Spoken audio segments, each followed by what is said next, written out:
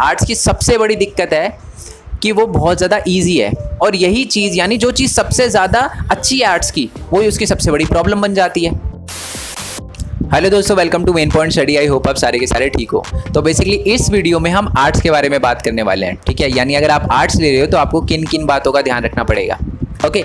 But पहले तो हम परसेप्शन की बात करते हैं। एक्चुअल में ना बच्चों का परसेप्शन आर्ट्स को लेकर बहुत ही ख़राब होता है, ठीक है। बच्चे जो भी 10th में होते हैं ना, वो उनके लिए पता है क्या होता है, वो ये सोचते हैं साइंस है यहाँ पर, कॉमर्स है यहाँ पर, और अगर आर्ट्स की बात करें तो वो ज़मीन के नीचे पाताल में।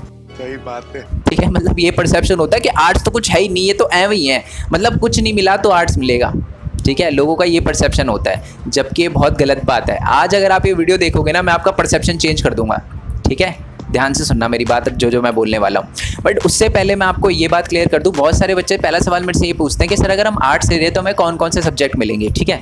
देखो पहली बात तो ये है, ये बात मैं आपको क्लियर कर दूँ कि जो भी सब्जेक्ट होते हैं ना, वो एक्चुअल में आपके स्कूल पर भी डिपेंड करते हैं। मैं समझाता हूँ कैसे। देखो जैसे कि आर्ट्स के अंदर एक सब्जेक्ट होता है साइकोलॉजी का, आर्ट्स के अंदर एक सब्जेक्ट होता है सोशोलॉजी का, आर्ट्स के अंदर एक सब्जेक्ट होता है ज्योग्राफी का। बट कुछ कुछ स्कूल ऐसे होते हैं जिनके अंदर सोशोलॉजी का कोई टीचर नहीं होता, उनके अंदर साइकोलॉजी का कोई टीचर नहीं होता, ज्योग्राफी का कोई टीचर ही नहीं होता, है ना। तो आप वो सब्जेक्ट ऑब्वियसली बात है नहीं ले सकते, आप बाकी सब्जेक्ट ले सकते हो। मोस्ट कॉमन सब्जेक्ट मैं बता देता हूँ जो ज़्यादातर स्कूल में होते हैं। एक तो पोल साइंस होता ही होता है। अगर आप आर्ट्स है ना आपके स्कूल में, तो पोल साइंस पक्का होगी, हिस्ट्री पक्का होगी, इतिहास जिसको कहते हैं, पोल साइंस भी आपको पता है, राजनीति विज्ञान, और इकोनॉमिक्स भी पक्का होगी। क्यों? क्योंकि इकोनॉमिक्स एक ऐसा सब्जेक्ट है जो कॉमर्स वाले बच्चे भी पढ़ते हैं, तो इकोनॉमिक्स भी होगी। बाकी हिंदी इंग्लिश होगी या कोई और सब्जेक्ट होगा। और अगर आपको एडिशनल सब्जेक्ट चूज़ करने के लिए बोले तो एक तो फिजिकल एजुकेशन होता ही होता है, बाकी म्यूजिक वगैरह होता है। तो ठीक है, अगर आपको चॉइस करने का मौका मिले तो फिजिकल एजुकेशन लेना, अगर आपका थोड़ा स्पोर्ट्स में ज़्यादा मन है, क्योंकि एक्चुअल में ये आपको ग्रेजुएशन में भी फ़ायदा देगा, ठीक है। आई होप ये बात आपको पता चल गई हो। अब आते हैं जी मेन चीज़ पे कि अगर हम आर्ट्स लेते हैं तो हमें किन किन बातों का ध्यान रखना पड़ेगा, और एक्चुअल में आर्ट्स में है क्या ऐसा, मतलब क्या कर सकते हैं आर्ट्स लेकर, हम बन क्या सकते हैं, स्कोप क्या है। सर कुछ फ़ायदा भी होता है आर्ट्स लेने का, या ये ऐव ही है जो लोग बोलते हैं सही बोलते हैं? ऐसा नहीं है। देखो एक्चुअल में आर्ट्स की सबसे बड़ी दिक्कत पता है क्या है? आर्ट्स की सबसे बड़ी दिक्कत है कि वो बहुत ज़्यादा ईजी है, और यही चीज़ यानी जो चीज़ सबसे ज़्यादा अच्छी है आर्ट्स की, वही उसकी सबसे बड़ी प्रॉब्लम बन जाती है ना। मैं समझाता हूँ क्यों, मैं ऐसा क्यों बोल रहा हूँ कि आर्ट्स का ईजी होना ही इसके लिए प्रॉब्लम है। बात यह है कि अगर आप कॉमर्स लेते हो तो आपको मेहनत करनी पड़ती है, आपको डेली अकाउंटेंसी करनी पड़ती है। इतनी मोटी बुक होती है तो अकाउंटेंसी करनी पड़ती है आपको डेली। 2 दिन नहीं करोगे तो डेबिट करना क्या था या क्रेडिट क्या करना था वो दिमाग से निकल जाएगा।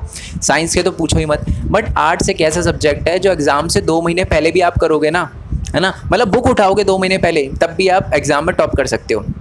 और ये एक्चुअल में इसकी सबसे बड़ी दिक्कत है।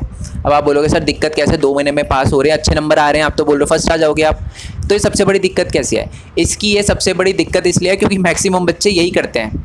वो क्या करते हैं, आर्ट्स को बिल्कुल एंड में, मतलब अब थोड़ा देखो 10th तक क्या होता है, थोड़ा सा रिस्ट्रिक्शन होता है, पेरेंट्स बोल देते हैं, 2-3 लपड़ मार देते हैं कि भाई पढ़ ले। ऐसा 11th में नहीं होता। 11th में ना आपके लिए, आप देखो ध्यान से सोचोगे ना तो सब कुछ चेंज हो जाता है। टीचर का रवैया आपको लेकर चेंज हो जाता है, बात बात पे हाथ नहीं मारते, मतलब चलाते, वो पटाखे वटाखे नहीं पढ़ते, नहीं घर में ऐसा होता है। तो बच्चा क्या होता है, थोड़ा फ्री हो जाता है, और जब एंड में एग्जाम आते हैं तो 1 महीने पहले वो पढ़ना शुरू करता है ना। एक्चुअल में सबसे बड़ी दिक्कत इसलिए है क्योंकि उसने अपना टाइम वेस्ट कर दिया।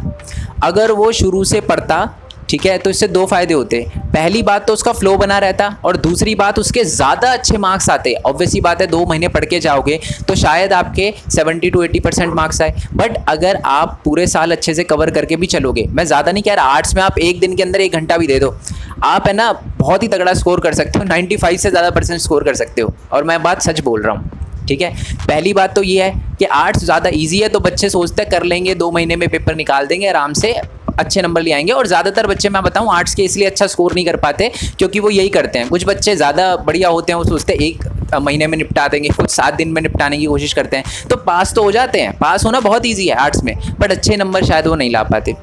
अच्छा, ये चीज़ जो है ये एक दूसरी प्रॉब्लम भी क्रिएट करता है। मैं आपको समझाता हूँ कैसे। बच्चे क्या होते हैं, आर्ट्स को बहुत लाइटली लेते हैं, फ्लो नहीं रहता, तो वो फ्री टाइम को एंजॉय करने में निकाल देते हैं। बट एक्चुअल में ये जो टाइम आपको मिल रहा है ना आर्ट्स का, मैंने आपको बताया ना आर्ट्स में इतनी मेहनत नहीं करनी पड़ती, है ना, आपको ज़्यादा टाइम मिलता है, वो आप अपने फ्यूचर एम पर फोकस करने के लिए लगा सकते हो। मैं समझाता हूँ कैसे। ज़्यादातर जो बच्चे आर्ट्स लेते हैं ना, उनका मेन एम होता है government job, okay, government job. अब देखो अगर कोई कॉमर्स का बच्चा है, अगर उसने गवर्नमेंट जॉब के बारे में सोचा है कि भैया 12th के बाद मैं गवर्नमेंट जॉब के पेपर दूंगा, बैंक वगैरह में लगूंगा या कहीं भी लगूंगा, साइंस वाला का भी सेम गोल है कि मैं भी क्या करूंगा, गवर्नमेंट जॉब के लिए अप्लाई करूंगा, और आर्ट्स वाले का भी है, साइंस वाला तो भैया 11th-12th में फुल टू बिजी रहने वाला है, कॉमर्स वाले के साथ भी होने वाला है, बट अगर आर्ट्स वाले बच्चे की बात करें ना तो उनको टाइम मिलता है। एक्चुअल में मैं आपको बता दूं, बहुत सारी चीज़ें तो ऐसी होती है जो डायरेक्टली 11th-12th में जो आप आर्ट्स में पढ़ते हो ना, वो डायरेक्टली आपकी बुक के अंदर, मतलब जो आपके एग्जाम के अंदर, गवर्नमेंट जॉब के एग्जाम के अंदर आ जाता है। बहुत सारे पेपर तो ऐसे भी होते हैं जो एक्चुअल में 10th और 12th के बेस पे होते हैं। तो यानी मान लो, देखो ऑब्वियस सी बात है, अगर मान लो लेट्स से आपकी 10th क्लियर हो गई है ना, आप ये बोलो सर 10th क्लियर हो गई है तो हम 11th में एग्जाम देते, कोई भी गवर्नमेंट जॉब नहीं मिलेगी आपको, क्योंकि 18 मिनिमम एज होनी चाहिए, ठीक है।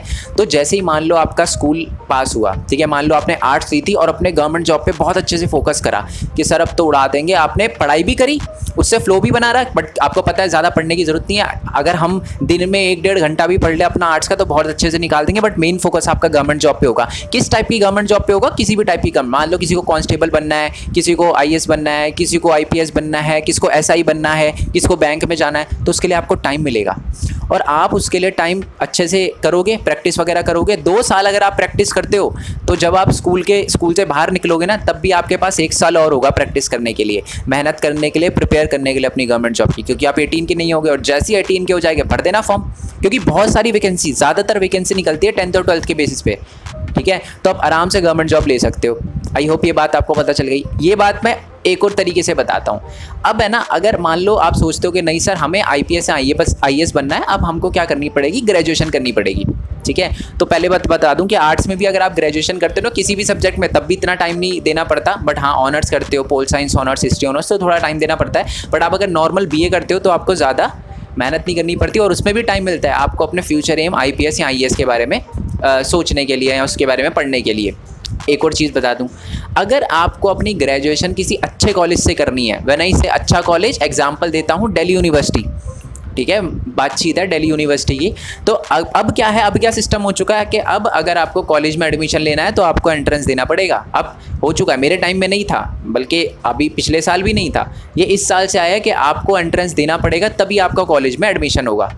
तो आप उस एंट्रेंस के लिए भी अच्छे से प्रिपेयर कर सकते हो। ऑल दो उसमें ज़्यादातर जो चीज़ें हैं, एक तो नॉर्मल पेपर होता है, नॉर्मल पेपर यानी वही रीजनिंग वगैरह आती है, और जो दूसरी चीज़ होती है वो आपका सिलेबस होता है, ठीक है। तो एक्चुअल में फ़ायदा ही आपका फ़ायदा कैसे है कि देखो सिलेबस तो आप कवर कर रहे हो, दूसरा रीजनिंग जो आप कर रहे हो ना, एप्टीट्यूड वगैरह, रीजनिंग वगैरह जो करोगे, करंट अफेयर वगैरह करोगे, वो आप अपने एग्जाम के लिए भी प्रिपेयर कर रहे हो, तो वहाँ पर भी फ़ायदा होता है। आई होप ये बात आपको समझ आ गई हो। आपके पास एज है साइंस और कॉमर्स वाले बच्चों से। आप ये मत समझो आर्ट्स ऐसे ही हैं। और आर्ट्स का स्कोप बताता हूँ, बहुत सारे बच्चे समझते हैं आर्ट्स का कुछ स्कोप ही नहीं है, ये बात मैं क्लियर कर देता हूँ आपको। देखो, आर्ट्स का सबसे ज़्यादा स्कोप है, ओके। वो अलग बात है, आप साइंटिस्ट नहीं बन सकते। अगर आप समझते हो कि सर मैं तो सीए बनूंगा, आर्ट्स, ये पॉसिबल नहीं है, ना सीए बन सकते हो ना साइंटिस्ट बन सकते हो। बट हाँ, बहुत सारी चीज़ें आप जो कर सकते हो, जैसे कि देखो कुछ चीज़ें जो होती है कॉमन होती है, जो तीनों स्ट्रीम के बच्चे कर सकते हैं। जैसे कि जर्नलिस्ट बनना, तीनों स्ट्रीम के बच्चे कर सकते हैं। यूट्यूबर बनना, तीनों स्ट्रीम के बच्चे कर सकते हैं। वेब डेवलपर बनना, ठीक है। आप अगर देखो तो कंप्यूटर हार्डवेयर की लाइन में भी आप जा सकते हो 12th के बाद, अगर आईटी वगैरह में जाते हो तो, आईटीआई वगैरह में जाते हो तो, ठीक है, तो वो भी आप कर सकते हो। और साथ में ये जो टीचर हैं, ज़्यादातर जो हैं वो आर्ट्स के टीचर ही बनते हैं, ठीक है। तो वो जो टीचर्स वगैरह हो गए, प्राइवेट स्कूल में भी टीचर होते हैं, जो टीचर वगैरह हो गए, और जितने भी गवर्नमेंट डिपार्टमेंट है, चाहे वो एसएससी हो गया, चाहे वो रेलवे हो गया, चाहे वो आपका एसडीएम के ऑफिस में भी बहुत सारी एसएससी की जॉब होती है, वो सारी की सारी। तो बहुत स्कोप है, बहुत स्कोप है आर्ट्स का। बल्कि मैं आपको बताऊँ, आप होटल मैनेजमेंट भी कर सकते हो आर्ट्स से। बहुत सारे बच्चे समझते हैं नहीं सर होटल मैनेजमेंट तो करें, आप है ना आर्ट्स के साथ भी होटल मैनेजमेंट कर सकते हो। और आर्ट्स के साथ आप बीसीए भी कर सकते हो। ये भी बात मैं आपको बता दूँ, मेरा एक स्टूडेंट था, ठीक है, 12th में उनके पास आर्ट्स थी, बट उनके पास एक एडिशनल सब्जेक्ट था आईपी का, 11th में भी 12th में भी। अगर आपके स्कूल में आईपी एडिशनल सब्जेक्ट दे रहे हैं तो उसको प्लीज़ चूज़ करना। हाँ, थोड़ा सा मेहनत करनी पड़ेगी, बट वो आपको बहुत फ़ायदा देगा। मैं आपको झूठ नहीं बोल रहा, आपके लिए बहुत तगड़ी लाइन खुल जाएगी बीसीए की और कंप्यूटर्स की, ठीक है। तो हो सके तो एडिशनल में आईपी सब्जेक्ट लेना, या एडिशनल में जो भी आपको मिल रहा हो ना उसके बारे में अच्छे से देखना। आपको अगर फिर भी कोई दिक्कत आती है कि सर एडिशनल में हमारे में ये मिल रहा है, हमें क्या लेना चाहिए, तो एडिशनल सब्जेक्ट है ना, आप मेरे को नीचे कमेंट बॉक्स में बता देना, मैं आपका आंसर करूँगा ही करूँगा, ठीक है जी। आई होप ये बात आपको क्लियर हो गई हो।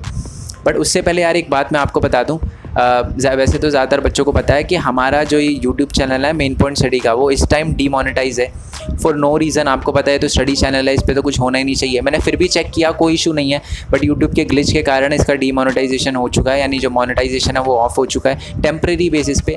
तो उसके लिए मैंने ट्विटर पे एक ट्वीट वगैरह किया है।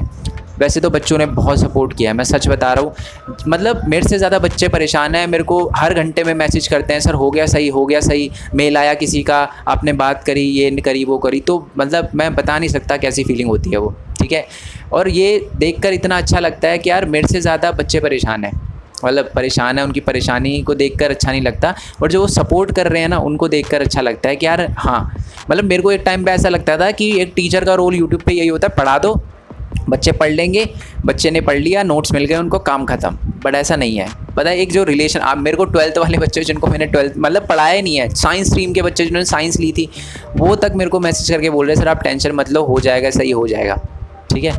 तो सबसे पहले तो आपको बहुत बहुत थैंक यू। तो ट्विटर पे मैंने एक ट्वीट किया है, मैं चाहूँगा आप उसको ज़्यादा से ज़्यादा रीट्वीट करो, यूट्यूब इंडिया को टैग करके और सबको टैग करके। ऑल दो मैं बता दूँ, अगर आप ये वीडियो बहुत बाद में देख रहे हो, क्या पता प्रॉब्लम सॉल्व हो गई हो, तो अगर आप ट्विटर पे जाओ, ठीक है, और आपको मेरा ट्वीट वगैरह मिले तो मैंने जो लेटेस्ट ट्वीट किया वो भी देख लेना, क्योंकि जब ये प्रॉब्लम सॉल्व हो जाएगी ट्वीट करने के बाद, तो मैं एक बार दूसरा एक ट्वीट भी कर दूंगा कि हाँ प्रॉब्लम सॉल्व हो गया, उसे रीट्वीट मत करो, कहीं आप बार बार यूट्यूब को परेशान करते रहो, ठीक है ना। चलो, आई होप आपको ये बात आपको समझ आ गई है। और ये दिमाग से निकाल दो यार कि आर्ट्स कुछ भी नहीं है। मैं बताऊँ, आर्ट्स ही सब कुछ है, ठीक है। ये मत समझो, बहुत सारे बच्चे समझते हैं ऑल्टरनेटिव कि जी कॉमर्स नहीं मिला तो अपन आर्ट्स लेंगे, क्योंकि आर्ट्स तो बिल्कुल ही मतलब गवारों वाला सब्जेक्ट है। ऐसा नहीं है, बहुत तगड़ा सब्जेक्ट है, बट आप उसको कैसे यूज़ करते हो ये आप पे डिपेंड करता है, ठीक है। आई होप बच्चे ये क्लियर हो गया वो आपको।